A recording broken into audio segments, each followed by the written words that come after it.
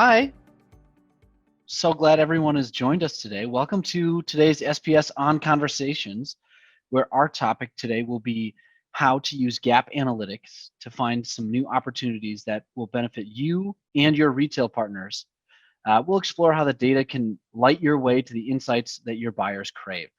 And the best part, it doesn't require a lot of time toggling between spreadsheets. Today, you'll hear from retail industry experts and tips on how to spot what's working and what needs fixing across multiple retailers. My name is Danny Schmitz. I'm a trainer here at SPS, and I will be your host for today. I'm here to make sure that we get all of your questions answered and that we wrap up in a timely manner. And we want to make sure that you guys are staying alert because I think towards the end we have some yummy prizes that we're going to do a little drawing for at the end. So let's keep moving. Just a couple of housekeeping things here at the beginning. You should be hearing me, hopefully, and if you're not, you can click the little caret on your audio settings and make sure that everything is set up to computer audio. That would be great. We are recording today's session as well, so make sure that you guys are on your best behavior, and you guys are also all on mute. Now, if you have any questions at any time throughout this event, feel free to drop them in the Q&A aspect or the Q&A portion down there. Give us any question that we have. We'll have a Q&A with the entire panel later during the event. And if there's a question that you'd rather see answered, you can upvote or like that question. We'll get to those ones first and move that to the top of the list. So without further ado, I think it is time that we get into it and meet our panel. I think we're all very excited for everyone to be here, so let's just jump right into it. So it's time to get into some tips and techniques on how to use the gap analytics, and that's the job of today's panel. So let's meet them. First, we have Lori Arakawa, who is a senior sales analyst at Vans. Hi, Lori. Hi. And then we have Kari Vasbinder, who is Director of Planning and Analytics at the North Face. Welcome, Kari. Hello, everyone. And then we have Brenda Vega, a Senior Account Manager for North American Wholesale at Crocs. Hi, Brenda.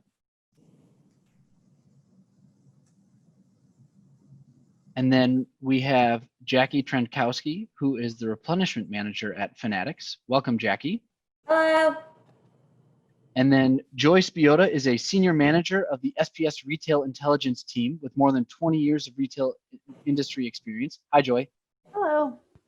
And then finally, we have Nicole Daley. She's a Senior Retail Intelligence Manager here at SPS with more than 10 years of retail industry experience. Good afternoon, Nicole.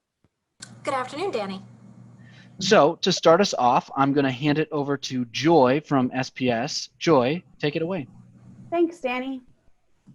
Hi, everyone. We're so excited to have Lori and Kari here. Thank you both for joining us today to talk about your business and your experience at SPS. To start, Lori and Kari, can you guys tell us a little bit about yourselves? Let's start with Kari. Hi, everyone. My name is Kari Vasbinder. I'm the Director of Marketplace Planning and Analytics for the North Face. So my team is responsible for analyzing all of our wholesale sell-through results for the United States.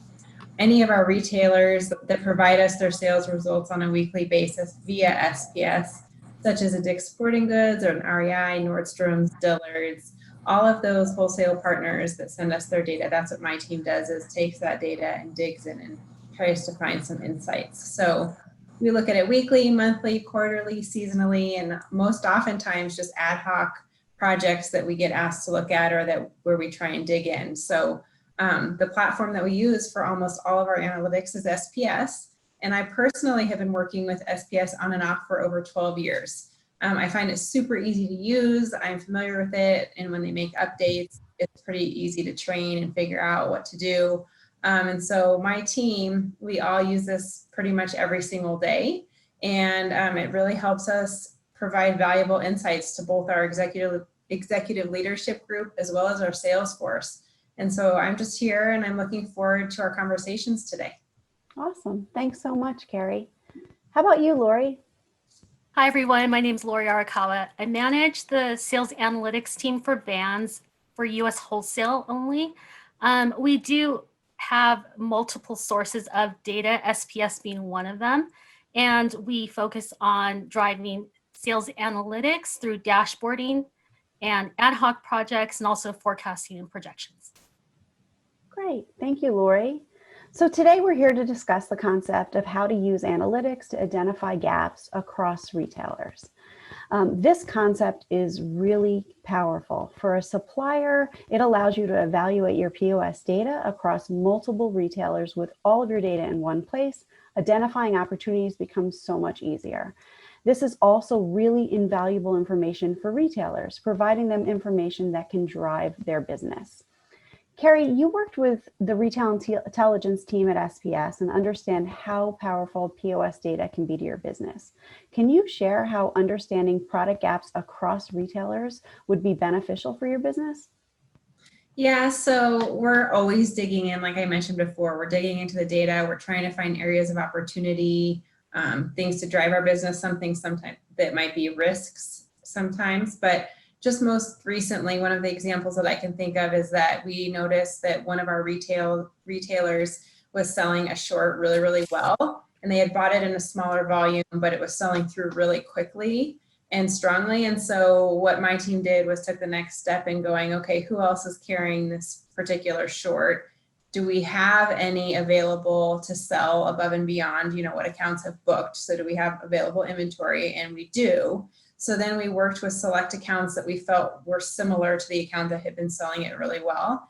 And we worked with sales directors and sales reps to go out and present the data to them and get them to then sell in that same short into their accounts in order to maximize the style that was selling well. So that was one way that we used it recently. And then we also, just with everything that happened with COVID, we saw a big shift in our business and started noticing pretty much right away with a big uptick in business with anything to do with hiking and camping, just as everyone's getting outdoors more.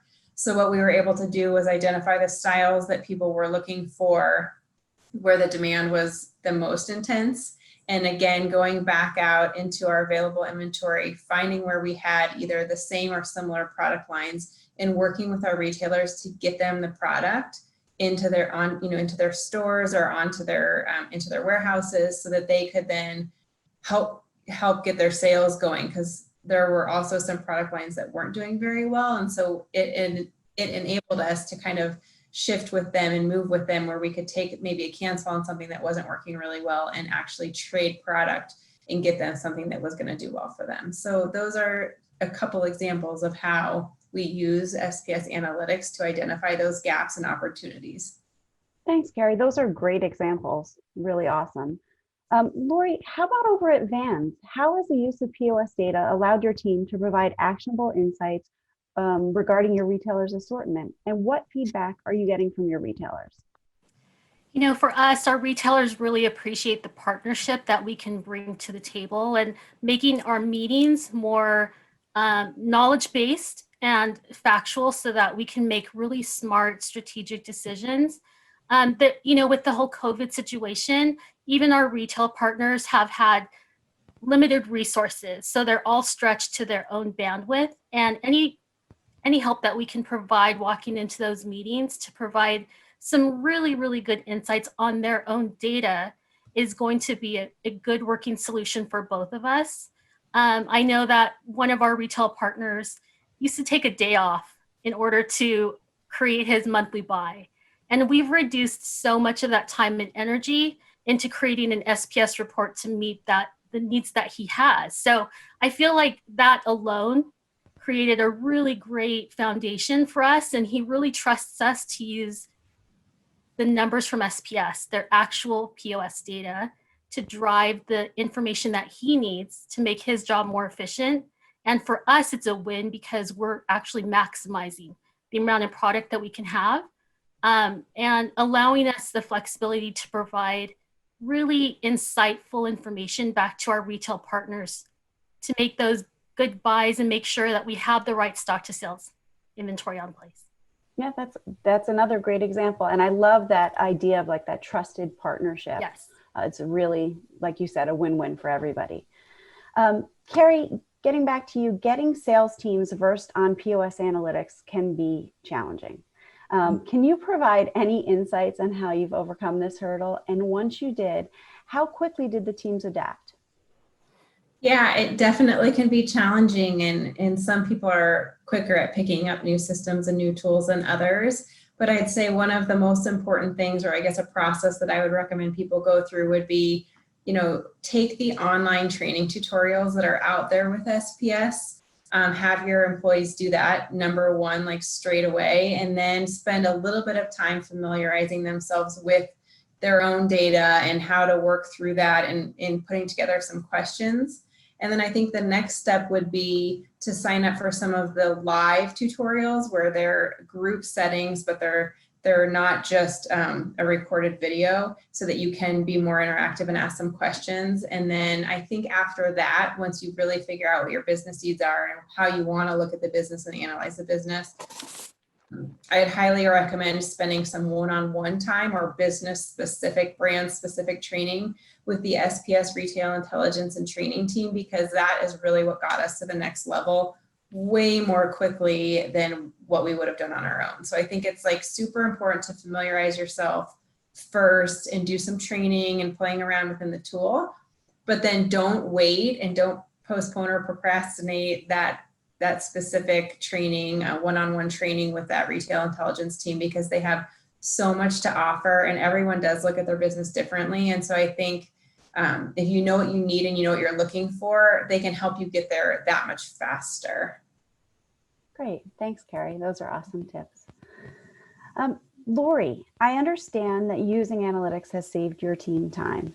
I've also heard that you love our dashboards. Can you share more? Sure, I do have a fond appreciation, and I do share that with a lot of people. It's just funny that it comes across that way. I do appreciate it for the fact that my team has to do a lot of manual reporting still for retailers that are not partnering with SPS. So there is a lot of work that comes across managing data and refreshing reports on a weekly, monthly, ad hoc basis. And the fact that the dashboards in SPS are updated regularly and consistently, it's just such a time saver. I would actually need one more analyst on my team to manage the accounts that are on SPS. Also, a time saver for my team is the fact that we have a lot of reports that are on subscription, which means they automatically get emailed whenever the data is refreshed. For the most part, ours are sent out Sunday evening. That means our sales reps and our leadership team, they receive those reports in their inbox. And that's one more report that we don't have to manually send out or find the time to refresh. So there's consistency, reliability, all of that. And then also a time saving factor is that our reps are so embracing SPS and reporting. So they're actually going into the portal and they're looking in and digging in. And like Kari mentioned, they're doing those online trainings so that they can be more familiarized with how to access and modify reports without needing an analyst to help them drive that data. Great. Thanks, Lori. It's great to hear examples of how you've used POS analytics and some of the dashboards that you've created in the tool. Really great. So let's jump into the tool for a quick demo so the attendees can see for themselves. Nicole is going to handle the demo, but while she gets that set up, I want to give you a quick background on the dashboard she's going to share. The retail intelligence team at SPS works really closely with both retailers and suppliers, and collaboration between the two is a common theme. It came up in just talking to Lori and Kari. Retailers deal with many suppliers, and so when a supplier can provide actionable insights using POS data, it's a win-win for both parties. Nicole's going to walk us through one concept related to this topic, and that's understanding product gaps. When a supplier can easily pull sales and inventory across multiple retailers and quickly identify gaps, that's invaluable insight for a retailer and ultimately drives both the supplier and the retailer's business. So let's see how she can use the concept of exception management along with some great visualizations to identify these opportunities. Ready to jump in, Nicole? I sure am. Thanks, Joy. All right, so starting with our top performance tab, we can consider the big picture of sales performance at our top left, get a look across our retailers to compare their total businesses, and get our first views of the highest selling products for the total business within our top grid. Now, one of my favorite things about this dashboard is the interactivity between data visualizations, allowing for quick and natural analysis.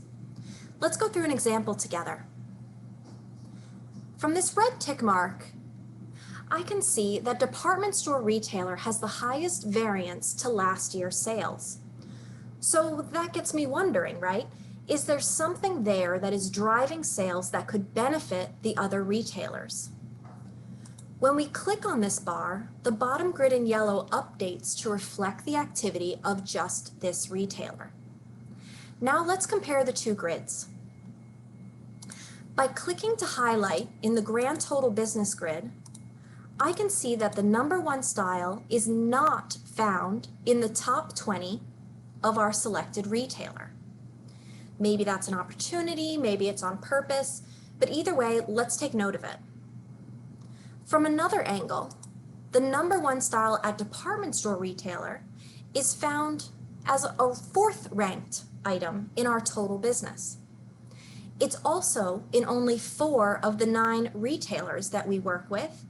And although the weeks of supply are a little high for my taste, the product is uptrending versus last year. Maybe another one of the retailers who sells in this similar channel could benefit from having this style added to their assortment. With this knowledge, let's move to a more detailed view on our next tab and complete our gap analysis. First, let's consider the view as is.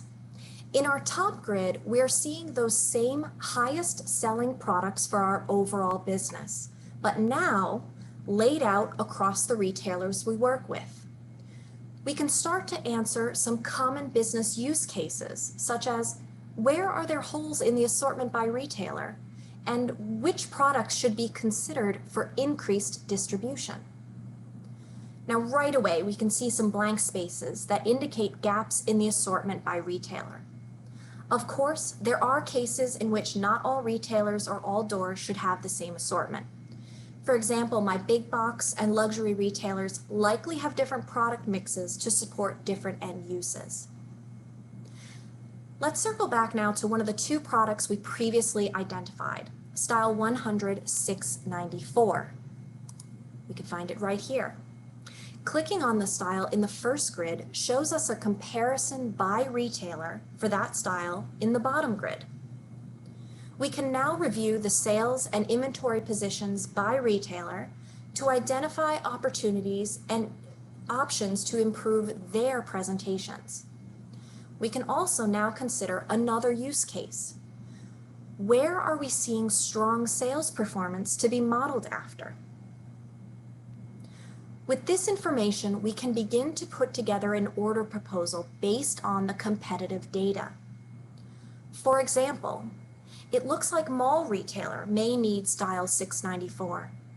And based on the productivity and door count we're seeing below, we can suggest that mall retailer buy enough inventory to support sales of approximately 21-ish units per door for the season, in addition to presentation fill, of course.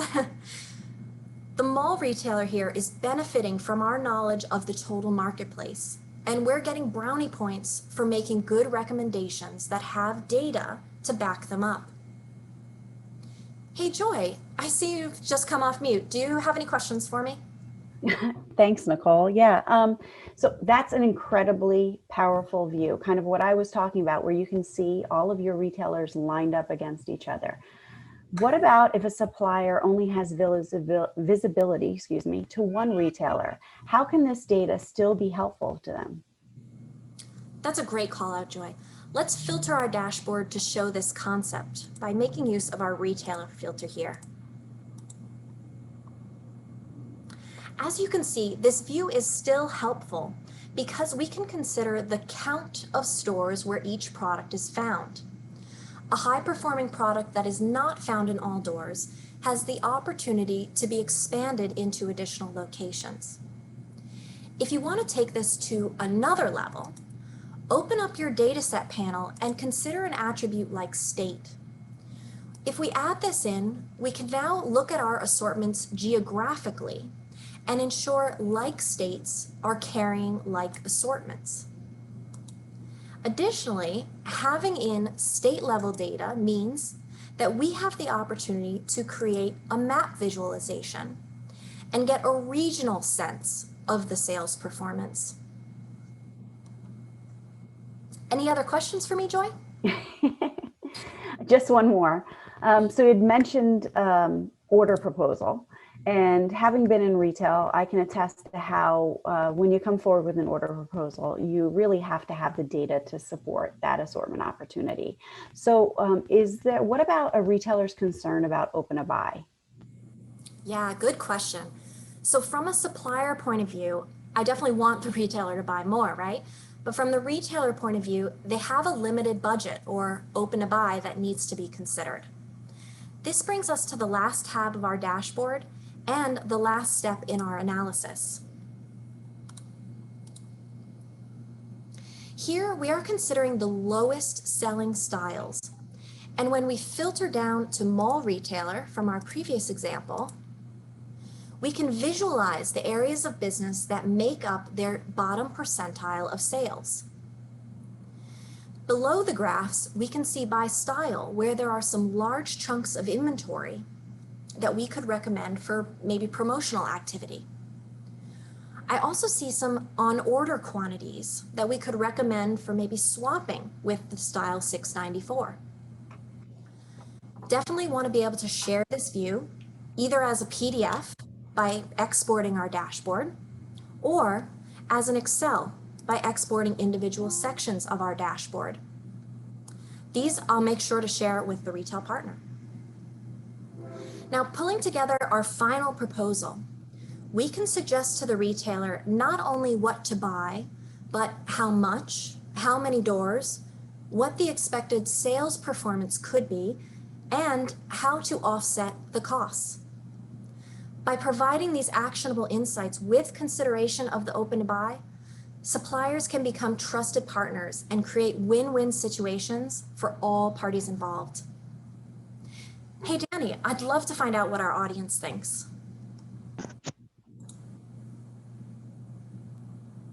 Yeah, I think that's a great idea. This is an incredibly powerful tool. So I'm curious for all you attendees, we just threw up a poll question. So I'm curious to know, what was your favorite feature? Was it seeing all the retailers' data together in one place? Was it visualizing the data for quick and easy analysis? The ability to export and share with retail partners? Considering metrics like door counts and sales per door? Or was it the dashboard that flows as a process to help the analysis? I'll give you guys just a little bit of time to answer that question.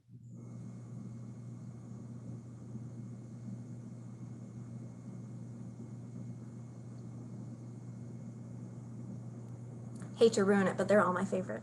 Yeah. You might have a little biased opinion though. A little bit, a little bit. That's all right.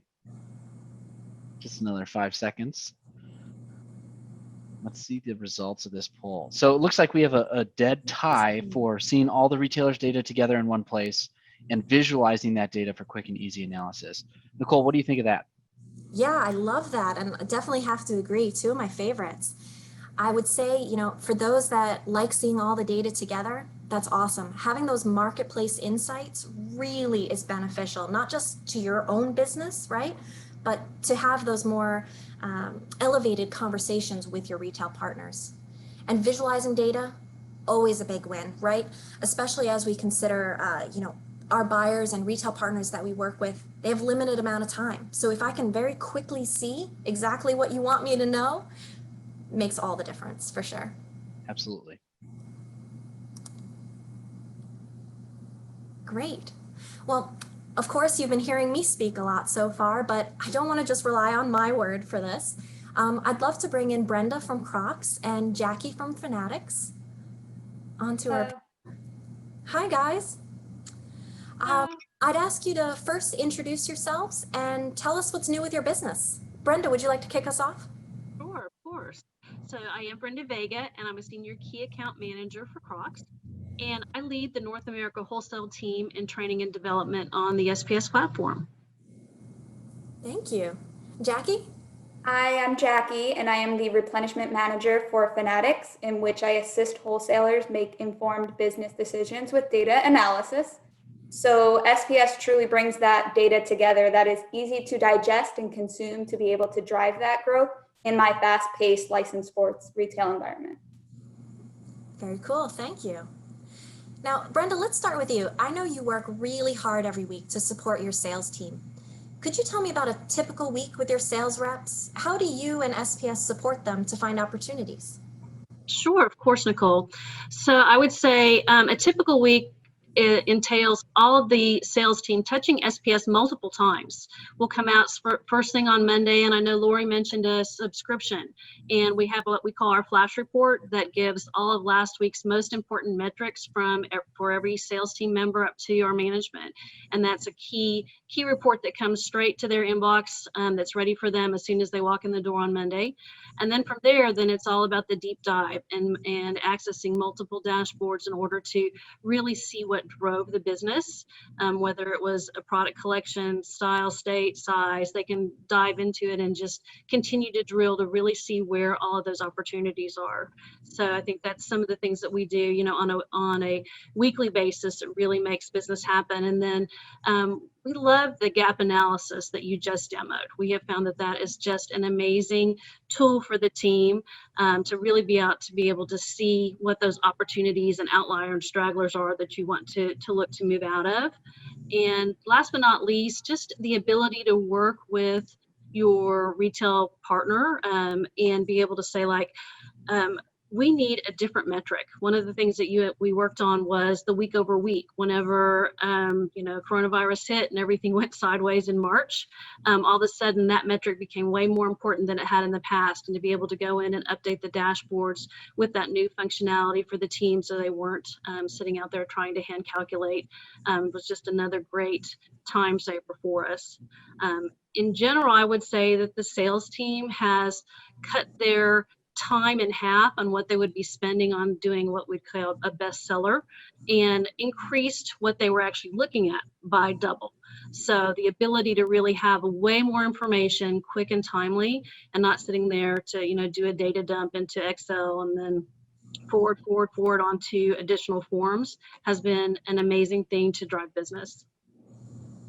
That's awesome. Great insights, Brenda. Thank you. And you mentioned COVID. I know it's turned all our homes into offices and turned us all around.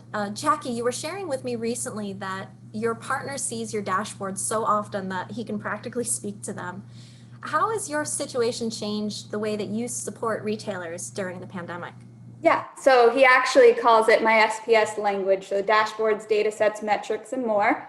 And besides COVID making me sit in my kitchen right now, it's really challenged SPS and my team to uncover those COVID opportunities. So really simplifying SKU profiles and counts to accelerate the order processing. So this gap analysis have really driven us to push out more orders.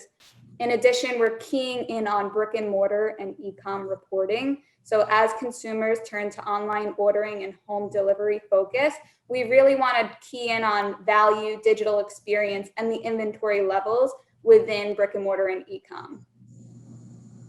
Nice. Cool stuff, Jackie. Hey, Brenda, one thing you've mentioned to me before is how your sales rep are, and you alluded to it a moment ago, they're kind of awed by the amount of data that's now at their fingertips. Could you share with us what data do they like to use the most, and what do they like to bring to their buyer meetings? Certainly. So they are in awe. Coming from it was like paper to a whole new world. And so it has been fantastic, the amount of information that we can take to our buyer meetings. And, our buyers have really enjoyed having just like we were saying before, one of the members was saying that we're able to be the experts whenever they just don't have the time or bandwidth to be able to do all these things. So to be able to take in a heat map, to be able to take in graphs on really what's making the business happen, because we are seeing so many different trends with the coronavirus impact. So that has just been, amazing for us. The ability to import and export the data, and being able to even go live if you're having a Zoom meeting and you want to go live with them instead of sending something on paper. Be able to sit there and make decisions real time together is really impactful. So it has been an amazing tool, and just that ability to drive your business instead of being out there just pulling data and spending all that time just to get to the point you could make an impactful decision. Has just been fantastic. Yeah, thank you, Brenda. Jackie, I've seen firsthand, you are amazing at coaching your team on how to best review POS data. Do you have any tips that you could share with our audience today? As Kari mentioned earlier, take advantage of the training webinars and courses that SPS offers. In addition, I tell my team all the time, be sure to focus on key KPIs that are relevant to the strategic direction of any given account. It overall leads to changes that improve performance and efficiency. So challenging yourself to look at different KPIs within different accounts to see what makes sense. Yeah, good stuff, good stuff. Well, thank you, Jackie and Brenda. We appreciate the insights you've shared today, and we have covered a lot of ground on this call. I'm sure our audience has some questions for us. Danny, can you take us into our Q&A portion today? And I thought I heard something about dessert earlier. Yes, the most important meal of the day, dessert. Yes, before we get into the live Q&A, we do have time for a dessert drawing. Before, when you guys joined the meeting, you were automatically entered into a dessert drawing from Milk Bar. And so right here, I actually have everybody's name. And so I'm just going to randomly choose a couple of names here for our winners. The first one is Stephen Ballett. Oh, it's probably backwards for you guys, but you are our first winner. And then our second winner, let's see if I get a good one here, is Kathy McCrea. You are our second winner for our Milk Bar dessert delivery. And so when you registered, you gave us your email address, your social security number, bank PIN, and a couple of security questions.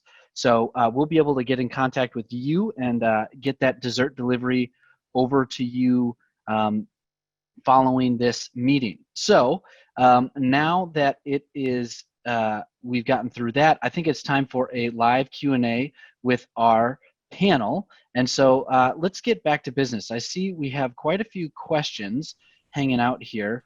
Let's look at this first one from Tammy. It says, our retail channel of business sat for many years without any initiatives to review POS data and what it can do to grow our business. With the push of online retailers who also have brick and mortar, our executive management started to pay attention. So the push to get more consumer data and trends due to COVID also became an ask.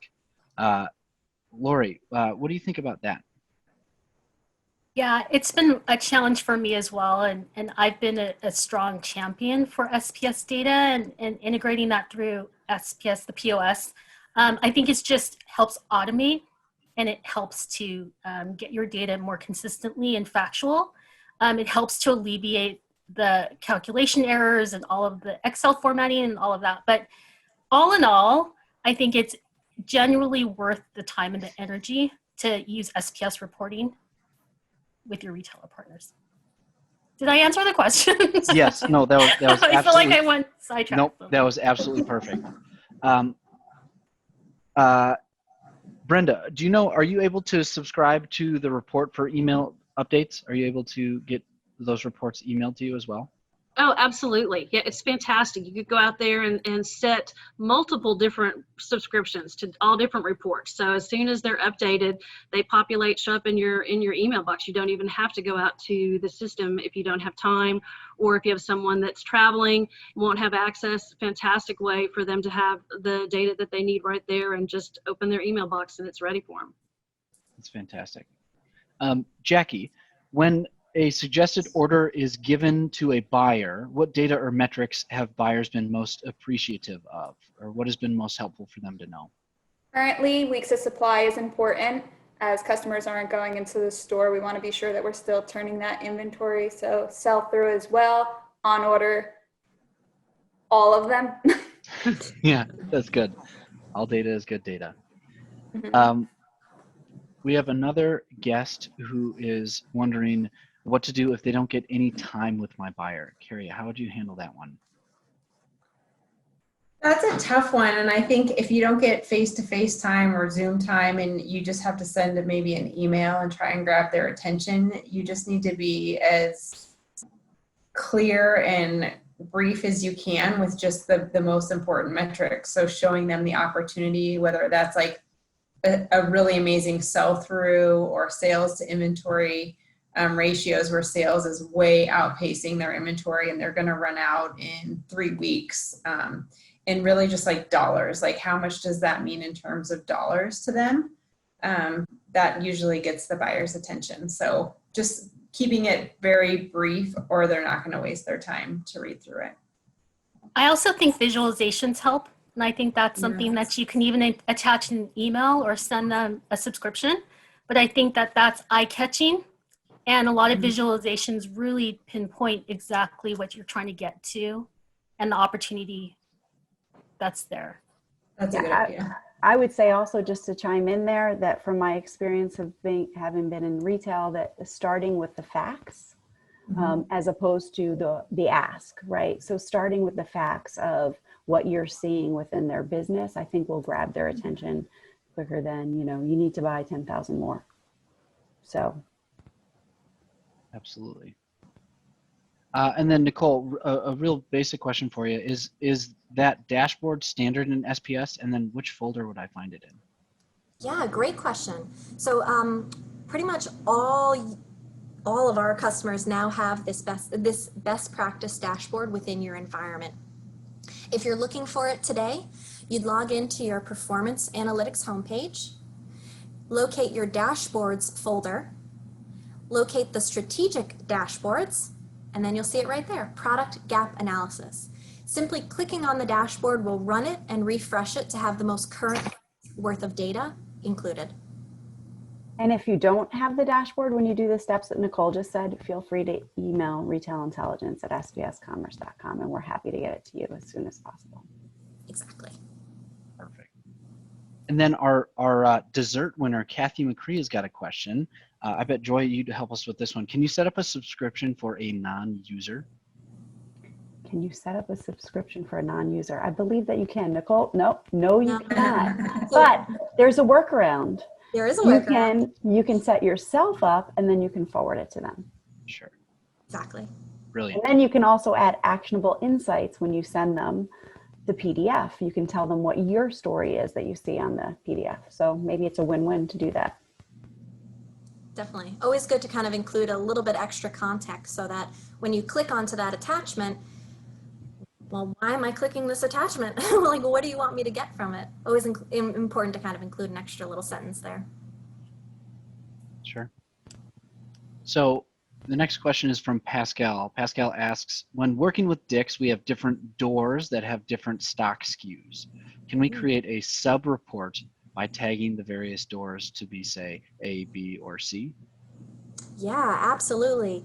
And actually, I know Pascal, and this is one of the projects that we kind of were talking about early on. There's options within the SPS tool, and I would encourage users to test this out. But what you're able to do is actually group different sets of stores or states or areas of business. You can group them together in your own custom way, very similar to the way you would in Excel. And so that way you can say, all right, these stores are all going to be my A cluster, and I want them to all have this assortment. And then how is it performing versus my B cluster stores, and so on and so forth. Awesome. And Kari, I know that you answered this in text format, but I was wondering if you could expand on it a little bit. So how did you know that you needed to start using point of sale data? Like, what drove that push within your business? Well, I mean, I guess I've been using it ever since, like, when I was on the opposite side of the business, just as a planner and a buyer, always looking at the numbers and the data of risk. And so when I switched into the sales side of the business, like, the data is always the first place that I went. And working for the North Face, we had access to that data. And so I guess it wasn't necessarily like me needing to convince anybody, because I feel like my company was already on board with like how valuable it can be. so if you're trying to figure out like how to get your company to be on board with that, I think that you need to be able to show them like the tools like we just showed you guys today, like the dashboarding and how easy it can be to pull up some data that shows you pretty quickly like what's happening within your business and where you might be able to find some opportunities. So I don't know if that really answers the question, but if you have leadership that's not data driven, I think that that's like obviously the number one challenge. And so you have to keep it simple, I think is what I said, like keep it pretty simple. And I think it was Lori who mentioned like maybe 1 or 2 charts that like visually just show them like your inventory is really, really low and your sales are super, super high. And like at some point you're gonna run out when you could have continued to sell units. So there's things that you can do to show them on paper that are pretty easy to intake and absorb that would really be valuable. But yeah, I don't know if that answers the question or not. Oh, that's great. Yeah. I also think that consumer trend is a valuable insight tool versus what the buyer is buying and what the consumer is actually purchasing. Sometimes there's a disconnect there, and the ability to put that into a number to show what that means and the takeaways from that to drive the next assortment or changes to your product merchandising. Absolutely. Brenda, how do you think you or your team has been using this differently because of COVID? I feel like one of the people asked it or said it would be hard to see how this year's trends will impact 2021. Certainly, it is very difficult to know what's going to happen tomorrow, let alone what the trend is going to be. So one of the things, like I said, the week over week metric has been really important to use just to be able to kind of track really what is happening that's completely different than what we've had in the past. And then as you're going forward and trying to do those projections, you know, using the data to go back as just a level set.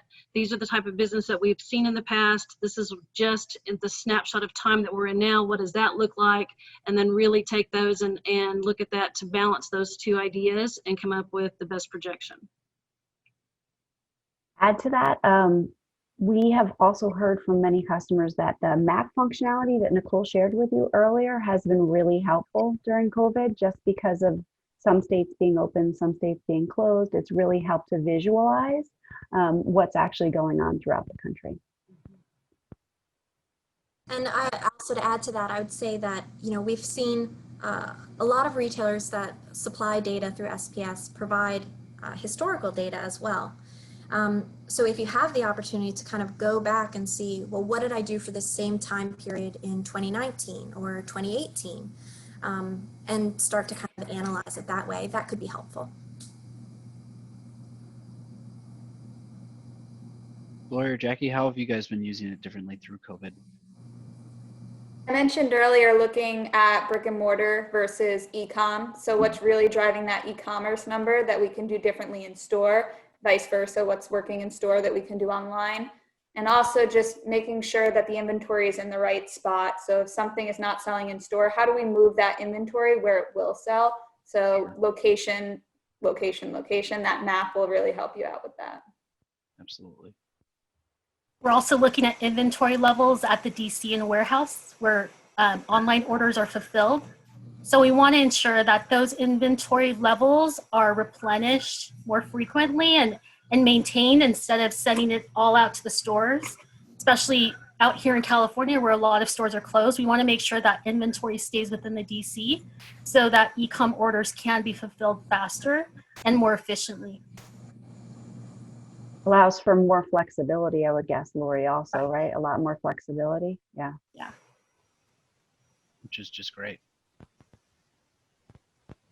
Have you seen a significant decrease in out of stock? How do you work with your ops team on that? Kari? Well, a decrease in out of stocks, meaning using SPS or because of COVID, or what I guess is the exact question. Have you seen a significant decrease in out of stocks because of using SPS? Can you clarify? What do you think? That's a good question. I just read it verbatim. So they say, have you seen a significant decrease in out of stock or OOS? I would presume that it's with using SPS, yes, we see a significant decrease in out of stock because we get ahead of that. With all the metrics and charts and visuals, you're able to see what's running low or what's driving your sales and how to prevent out of stock. So yes, with SPS, you definitely decrease that. So if that's, yeah, if it was not COVID related and it's more just truly normal business as is, then yes, I would agree with that, because you can go in and look at where people are selling through really quickly and that they have low weeks of supply, and you can look and see if they have on order. And if they do have on order, then you can recommend, at least my team would recommend to the sales team to go back and work with the account to like pull from their available orders to get the product back out there. To add to that, I would say you can also set up these thresholds that will highlight when a product is close to that out of stock so that you could prevent that. And maybe you want that product to run out, and then what's working in other areas that could fill into that. So, yeah. Awesome. We have somebody asking, right now we're looking for any way to drive sales and keep partners happy, especially through e-commerce. What is an example of sales or recommendations to your buyer that you were able to drive using this data? Brenda? Wow. I mean, I think the great thing about just using the SPS platform and being able to drive sales is that you can really see every week what's happening with the consumer. And there are a lot of shifts. I mean, colors are shifting, sizes are definitely shifting. So to be able to go in and say, okay, this is the true impact of the last 2 weeks of sales, 4 weeks of sales, and then what the history is, you can make those at-once decisions that could be completely different than what the buyer was expecting or we were expecting to happen. But the coronavirus has changed, the world that we're in, and being able to quickly and easily identify that has made a huge, difference in order to get your buyer to go back in and just make what's happening, as quickly as possible turned around to them. Yeah, that's awesome. Lauren is asking, what are the best dashboards to use for the auto distribution subscription to the wider sales force so that it's enough data to drive action, but not complicated enough to confuse the heck out of everyone? Nicole? That's a great question. And I think it's going to really be dependent upon the audience that you're sending it to. So if you're looking for something to kind of send to your leadership team, maybe you want to check out the business overview dashboard, which you can also find in that same dashboards folder I mentioned earlier. If it's something that's more at a deeper dive, maybe it's the product performance dashboard, again, one of our fundamental best practices. And that all being said, I think the real power of the SPS tool is what you can create ad hoc. If you have something in mind, something kind of simple, or, I really need this dashboard to tell me these 3 things, right? Feel free to send an email to us. Let us know that that's what you need, that's what you want help with creating. And either the retail intelligence team or our wonderful support team, we can help you to build that view. So you're not alone, right? This tool is very powerful, and it can get a little confusing because it can do so much.